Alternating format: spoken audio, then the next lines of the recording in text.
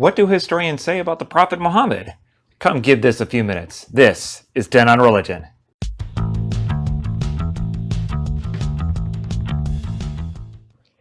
Hey peeps, it's Dr. B with 10 on Religion.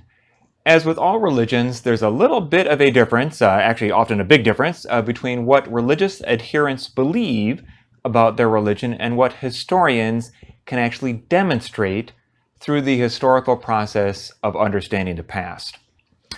We're going to take a few minutes and look at what some historians have written about Islam. First, a few quick basics about early Islam for those unfamiliar with this tradition. Islam is the submission one makes to the will of Allah, or God, through a series of ritual actions and behaviors. Basically a lifestyle that permeates both society and politics. The end result is that one is to have peace with both God and other humans. The Prophet Muhammad was born in the year 570 in what is now modern-day Arabia in Mecca, not far from the coast of the Red Sea. Arabia then was a tribal society with various tribes fighting and warring over land and natural resources, basically the same things that countries fight over today. Religiously, it was far from monotheism, with tribes having their own tribal gods and deities. It is unclear exactly when this happened, but at some point in the past, the city of Mecca came to be viewed as a holy geographical area, where people were not allowed to hunt or fight. A central shrine area was established known as the Kaaba, where people worshipped. Over the centuries, this was expanded with the worship of many tribal gods, and people would make pilgrimage to worship at these shrines, even including, for a time, shrines to the Virgin Mary and Jesus for Christians. Now, we don't have enough time to detail the life of the Prophet Muhammad, but the general narrative is that over the course of roughly a 22-year period, he received revelations from the angel Gabriel, starting at a cave in a hill above the city of Mecca. This was in 610, all the way until the year he died in 632. A few years before he died, he gained political control of Mecca, abolished idol worship at the Kaaba, and called on people to worship the one God, Allah. In the succeeding decades after his death, the Islamic tradition became firmly established. Now, a few quick things about Allah. First, this is just an Arabic language word for God. When the Bible, for example, is translated into the Arabic language, every time the English word God is in the text, it is translated with the word Allah. Historically, Allah was sort of like a god above the other gods. Early Islam, like early Judaism, was not monotheistic, but henotheistic. There were other gods, but the people only worshipped their one God, whom they believed was the highest God. This belief was traced back to the literary figure of Abraham. Ironically, there actually was a painted figure of Abraham inside the Kaaba until Muhammad ordered it to be erased. Now, during the time period of Muhammad, many Jews and Christians all worshiped the same God, Allah, or the God of Abraham. Many things have happened in the 1400 years since that time frame, and the three traditions have diverged significantly from each other in their respective interpretations of who or what God is. And so today it is more of a theological question than a historical one on whether or not it is the same God. On to some historical tidbits that you might find interesting. The Prophet Muhammad is often said to be illiterate, but this is not likely the case. He was responsible for overseeing a constitutional agreement in Medina, and later in life was largely acknowledged as a leader for nearly the entire Arabian Peninsula.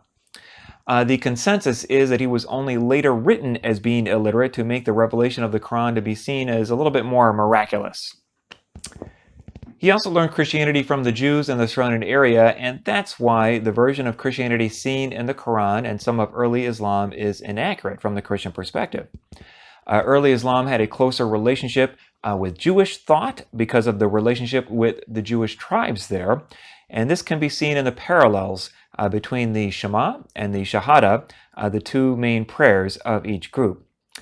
In fact, Muslims originally faced Jerusalem when they prayed, the location of the ancient Jewish temples, until the Prophet Muhammad failed to obtain Jewish support while he was in Medina, and then the direction of the prayers were changed to the Kaaba in Mecca. The text of the Quran focuses on the prophethood of other prophets more than Muhammad. After he passed away, there was further contact with other groups of Jews and Christians. Apparently, these early Muslims had a harder time convincing some of them, so Muhammad's prophethood and other abilities became expanded in the later literature known as the Hadiths in order to establish the rightful claim to Abrahamic spiritual heritage. Now, the Dome of the Rock in Jerusalem was first built around 691 or so and has large inscriptions inside, which are verses from the Quran. For centuries, this was the earliest historical data for the existence of the Quran, but other texts have come to light recently which possibly may be dated earlier. Some of the inscriptions in the Dome of the Rock have been construed as anti-Trinitarian, which some have suggested indicates that Islam was trying to establish itself over against Christianity when these inscriptions were selected for the structure. Now just a few final thoughts on Islam and history. Early Muslims were likely more focused on piety, their spiritual devotion to Allah, than on recording history in the modern sense that we understand it today. Because of that, it's difficult to get a fix on a lot of the details in early Islam.